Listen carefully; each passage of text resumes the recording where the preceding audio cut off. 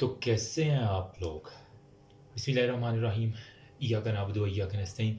तो गाइज़ हमारा ना एग्ज़ामिनेशन ऑफ एब्डोमेन रह गया था, सर्जरी का शॉर्ट केस। अभी मेरे पास एक बहुत ही पुरानी 1947 वाली कोई शर्ट पड़ी हुई थी, वाइट वाली, तो मैंने कहा चलें यार इसका कोई यूज़ ही कर लेते हैं। तो अभी मैं एग्ज़ामिनेशन ऑफ एब्डोमेन के अंदर जो-जो चीज़ें आपको करनी है ना, वो जितना मुझे आता है बंदा ना चीज़ को नालायक सा हो खुद भी, ठीक है, सीखने सिखाने का अमल चलता रहेगा। जितना हमारे टीचर्स ने हमें बताया, जितना मुझे अभी तक याद है अभी तक, तो वो मैं आपके साथ शेयर कर देता हूँ। होपफुली मुझ जैसे कोई नालायक हो तो उसको जो है ना वो समझ आ जाए। बाकी जो हैं वो देखिए, चंद एक प्रोटोकॉल्स फॉलो करनी होती हैं एब्डोमेन के एग्जामिनेशन में, और बहुत इंपॉर्टेंट एग्जामिनेशन हमारे जो टीचर थे उनका फेवरेट था। ठीक है, अब ये है मेरी राइट साइड, ये है मेरी लेफ्ट साइड। या राइट साइड के ऊपर आपको ये लीवर नज़र आ रहा है, ये मैंने जो मार्कर से बनाया है। लेफ्ट साइड के ऊपर ये सपोज करें स्प्लीन है, ये मेरी स्टर्नम है, ये मेरी हमारे है क्लेविकल्स है।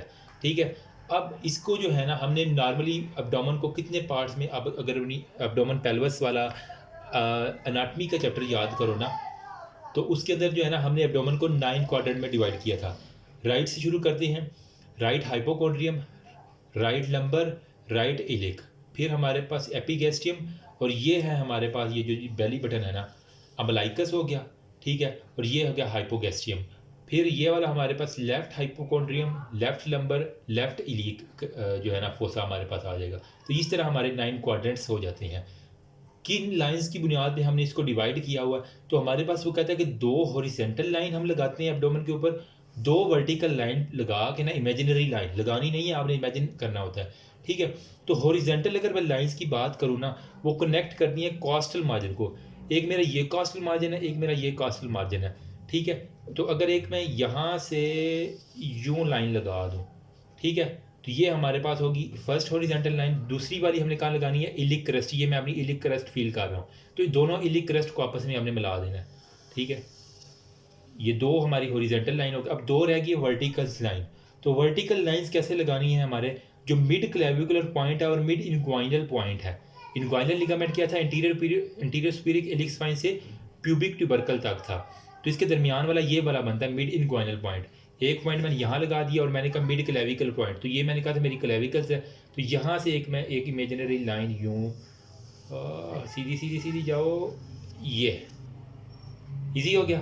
नंबर सेकंड पे सेम वही मिड क्लेविकुलर पॉइंट, और ये हो गया हमारा मिड इनग्वाइनल पॉइंट। ठीक है, तो अब देख लो 1 2 3 4 5 6 7 8 और 9, ये 9। ठीक है, तो ये हमारा जो है ना 9 क्वाड्रेंट्स के अंदर हमने एब्डोमेन को डिवाइड कर लिया। तो अब इसको डिवाइड करने के लिए मैं एंड पे बताता हूँ एक्सपोजर कहाँ से कहाँ तक करना है, वो आपको सारा बताते हैं, लेकिन अभी मैं आपको क्वाड्रेंट डिवीजन बता रहा हूँ। ठीक है, अगर कोई एक्सपोजर का पूछ ले बेटा एक्सपोज कैसे करना है, वो एंड पे बताता हूँ किस तरह आपने शुरू करना है।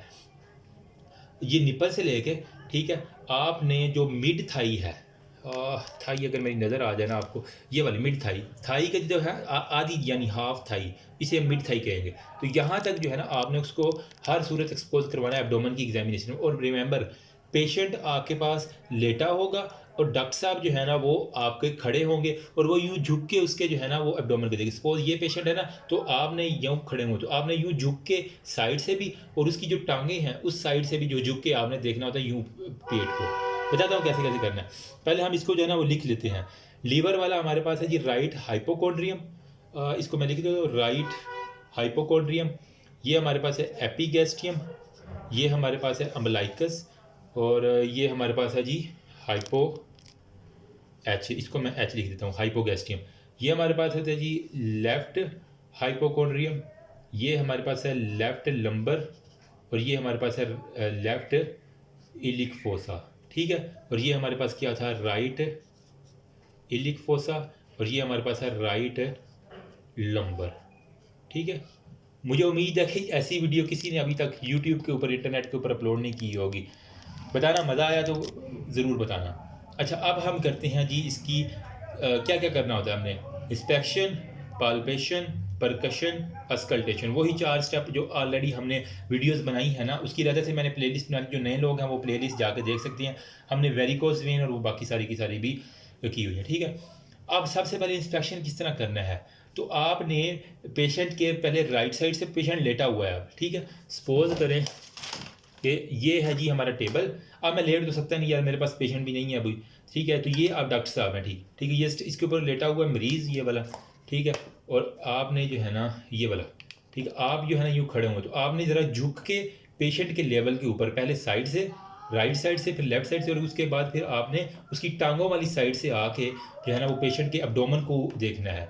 रिमेंबर, आपने सबसे पहले क्या करवाना है, एक्सपोज करवाना है कहाँ से कहाँ तक, निपल से लेके मिड थाई तक उसका सारा एरिया एक्सपोज करवाना है। और इस दौरान एक्सपोजर के दौरान अगर आप मेल हैं और किसी फीमेल की बॉडी का एग्जामिन कर रहे हैं तो आपके पास शेप्रॉन्स होना लाजमी है।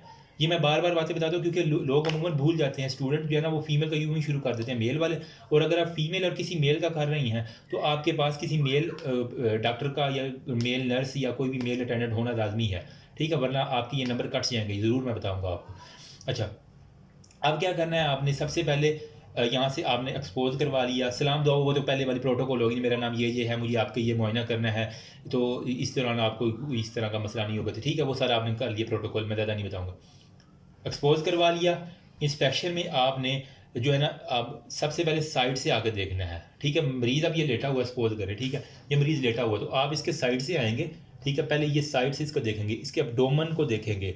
एब्डोमेन किस किस तरह का हो सकता है, कंटोयर ऑफ द एब्डोमेन, स्केफाइड हो सकता है, फ्लैट हो सकता है, या फिर वो फूला हुआ जिसे हम प्रोट्यूडेड कहते हैं, ठीक है। स्केफाइड क्या है, उसकी चेस्ट ऊपर होगी और एब्डोमेन यूँ नीचे होगा, ये हमारे पास होता है स्केफाइड का। फ्लैट क्या है, जो चेस्ट का लेवल है वही एब्डोमेन का लेवल होगा। अच्छा, फिर डिस्टेंडेड क्या है, यूं जो मोटे लोग होते हैं ना ये इस तरह करके, तो एब्डोमेन ज़्यादा बड़ा है, छाती उसकी पीछे है, तो ये हमारे पास हो जाएगा कि ये हमारे पास प्रोट्रूबिडेंट है, या फिर वो एक्सपेंडेड है, जो भी आप कह लें इसको, प्रोट्रूबिडेंट मोस्टली हम इस्तेमाल करते हैं। तो ये आपने देखना है। उसके बाद पूछना है if there is any localised bulge, आपने साइड से देख लिया, फुट के लेवल से देख लिया, देखना है कोई भी किसी किस्म की लोकलाइज्ड एरिया है, ठीक है। लेकिन उससे पहले आपने क्या करना है, मरीज़ के सर के नीचे तकिया रख देना है और उसकी टांगे फ्लेक्स करवा लेनी है, ठीक है। तो यू फ्लेक्स करवाएंगे तो ये एब्डोमिनल मसल रिलैक्स हो जाएंगे, आपको चीज़ें आसानी से नज़र आना शुरू हो जाएंगी, ठीक है। और ये गर्दन उसकी यूँ मुड़ी होनी चाहिए ताकि ये एब्डोमिनल मसल सारे के सारे रिलैक्स हो जाए, ठीक है। तो लेटा हुआ मरीज़ है, उसकी गर्दन के नीचे बड़ा सारा तकिया रख देना और उसकी टांगें जो है ना वो यूँ फ्लेक्स करवा देनी, हिप भी और नी जॉइंट उसका फ्लेक्स होना चाहिए, ठीक है। जिस तरह आम लेटती हैं यार वो टांगे ऊपर करके, तो वो उस तरह आपने जो है ना टांगे ऊपर करवा लेनी है, ठीक है। तो मैं फ्लेक्स लेग जिसे हम कहते हैं वो होनी चाहिए।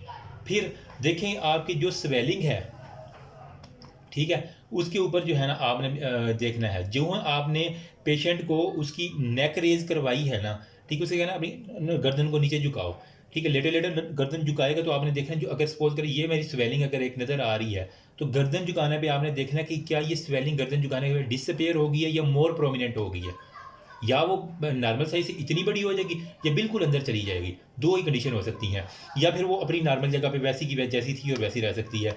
अब अगर तो ये इंट्रा एब्डोमिनल डिसअपेयर हो जाए तो इसका मतलब है इंट्रा एब्डोमिनल है, लेकिन अगर वो हमारे पास प्रोमिनेंट हो जाए तो इसका मतलब है कि वो एब्डोमेन की वाल के ऊपर से आ रही है। अगर तो एब्डोमिनल वाल इन वाल है तो वो ज़्यादा बड़ी हो जाएगी।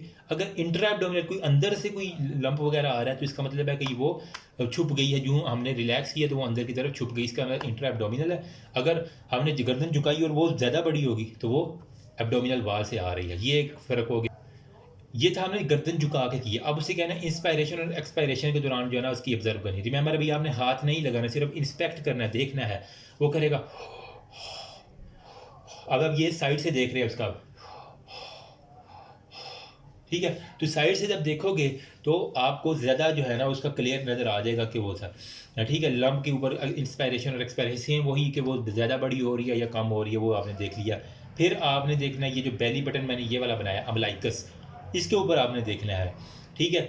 ये क्या, ये सेंटर के अंदर है या अंदर की तरफ धंसा हुआ या बाहर की तरफ निकला हुआ है। कुछ लोगों के होते हैं ना कि बाहर की तरफ ये गोला सा निकला होता है, अमूमन आपने देहाती लोगों के देखे होंगे, यूँ करके बाहर की तरफ जो है ना ये यूँ करके प्रोट्रूडेड हुआ होता है, ठीक है। तो आपने वो नोट करना है, अम्बलाइकस नॉर्मल है, इन्वर्टेड है या आउटवर्टेड है या प्रोट्रूडेड है, ये देखना है। फिर देखना है कोई भी किसी किस्म की विजिबल वेन, यहाँ पे कोई फूली हुई वेन आपको नज़र आ रही है या कोई स्ट्रेच मार्क नज़र आ रहे हैं, जिस तरह वो हामला खवातीन होती है ना, यहाँ पे उनके स्ट्रेच मार्क, या फिर जो लोग जिम करते हैं, मेरे भी इधर पड़ गए थे जब मैंने शुरू में जिम की थी ना, इधर वाले एरिया पे और इधर एरिया पे जो है ना शुरू में बिगिनर को बहुत ज़्यादा पड़ जाते थे। लेकिन अब ठीक हो गया। लेकिन जो हामला ख़वातीन होती हैं ना, उनमें क्या होता है, जब वो एब्डोमेन इतना बड़ा हो जाता है तो वो स्ट्रेच बहुत ज़्यादा होते हैं मसल।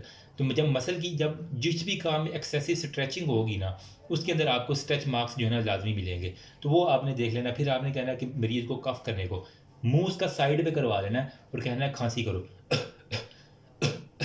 ठीक है। उसके ऊपर आपने लंप की देखना कि कोई चीज़ उभर रही है, या अगर वो पहले से उभरी है वो बढ़ रही है या कम हो रही है, वो सारे का सारा आपने देख लेना। ये था हमारे पास इंस्पेक्शन का।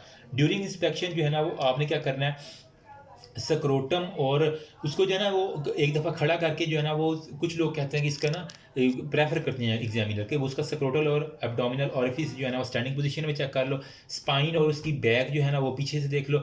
और लेफ्ट सुपरा क्लेविकुलर नोड, ठीक है, ये वाला ये मेरा राइट है और ये वाला लेफ्ट है, ठीक है।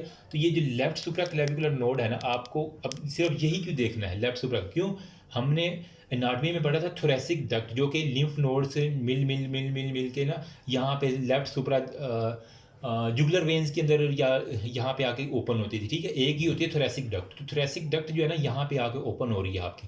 तो यहाँ पे अगर कोई भी इन्वॉल्वमेंट होगी तो उसका यहाँ पे असर पड़ेगा। तो लेफ्ट सुपरा क्लेविकुलर लिम्फ नोड को लाजमी आपने दूर से देख लेना। स्पाइन देख ली, स्क्रोटम, एब्डोमिनल ओरिफिस और आपने लेफ्ट सुपरा क्लेविकुलर लिम्फ नोड देख ली। ये आपकी होगी इंस्पेक्शन। दोबारा रिपीट कर रहा हूँ मैं। एब्डोमेन देखा, फ्लैट है, स्केफाइड है या कंट्रियोड है, प्रोट्यूडेड है, ठीक है। फिर आपने देखा कि जो स्वेलिंग है वो आपकी जो है ना वो गर्दन को झुका के आपने देखा तो वो प्रोमिनेंट होगी या पहले से कम होगी या पहले से ज़्यादा होगी। फिर आपने मतलब उसका तकिया रखवाया हुआ था और उसकी गर्दन झुकवाई हुई थी। फिर उसने आपने लेग भी फ्लेक्स करवा दी, साइड से देखना है और उसकी पैरों वाली साइड से देखना है, ठीक है। फिर आपने इंस्पायरेशन इस तरह करवा के देख लेना।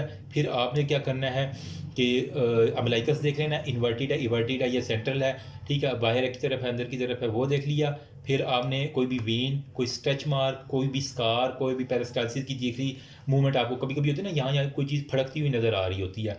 फिर आपने क्या करना, कफ करवाना है, ओह, ठीक है। और लास्ट पे आपने उसको मरीज़ को खड़े करके स्क्रोटम और अम्बिलिकल ओरिफिस, एब्डोमिनल ओरिफिस, फिर आपने उसकी ये पीछे वाली जो स्पाइन है वो देख ली और लेफ्ट सुप्राक्लेविकुलर नोड। ये इंस्पेक्शन में एटलीस्ट इतनी चीज़ें आपकी हो जानी चाहिए।